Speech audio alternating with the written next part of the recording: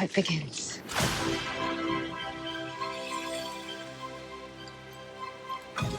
Don't you wish to be up there with them? Some reach for the stars. Some push others towards them. We're about to get wet. Is this balloon not the strongest it's ever been? Even so, it can't fight the weather. Oh, God! I have a feeling they're not coming back. We're travelling into an unknown. Stay alive. From the beginning, we always wanted the film to feel as real as possible. And so the starting point was, okay, well, how much of it can we do for real? So we looked into building a balloon, and turns out we could build a period-accurate 19th century gas balloon, and we thought, okay, well, can we fly it? We could. Can we put our actors in it? We did. So we sort of took it step by step, and much of the film is shot for real with actors in a basket 3,000 feet above the British countryside. But then there were some other sections, of course, that we couldn't do for real. So, but we were able to draw from our experiences from the real flights, and when we did do it in a studio with green screen and blue screen, it made it all the more real because we had done that.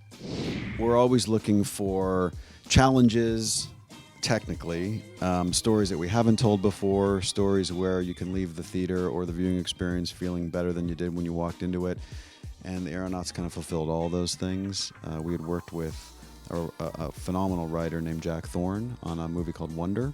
And Jack Thorne and Tom Harper, who is our co-producer on this and director, had collaborated for years on many projects together. And they were conspiring on this adventure story that inspired by an actual balloon flight that took place in 1862. So when Tom told us about the story, we fell in love with the auspices. We fell in love with, what the story would be about and kind of the emotional connection to it, but really also how in the world are we going to accomplish this technically?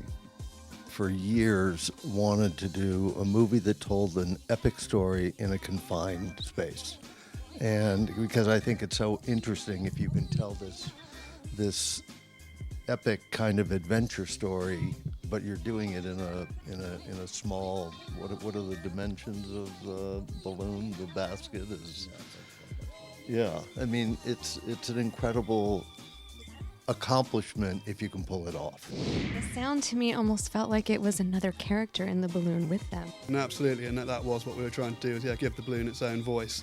And then the voice had to change according to what the balloon was being hit with at any given point. So telling that story of we've just taken off all as well, and then you hit the storm and it takes a severe beating, and then the character of the balloon changes beyond that, and then the balloon eventually ascends to a height of 36,000 feet.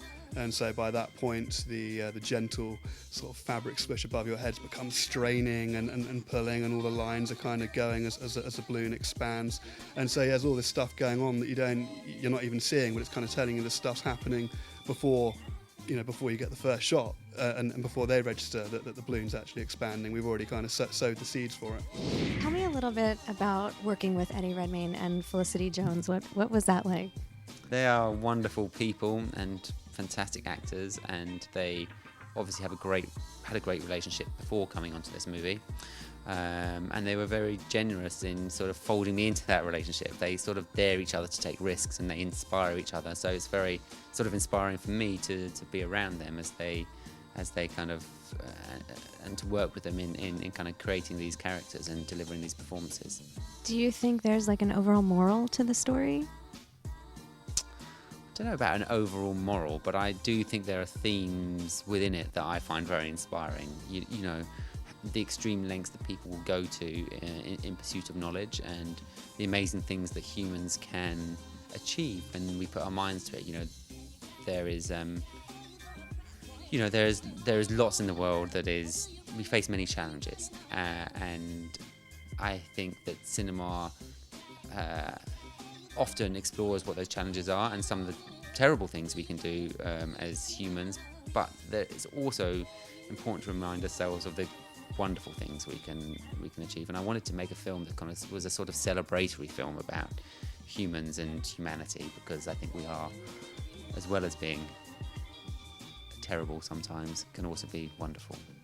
The film is released in the US on December the 6th, And then on Amazon Prime 2 weeks after that.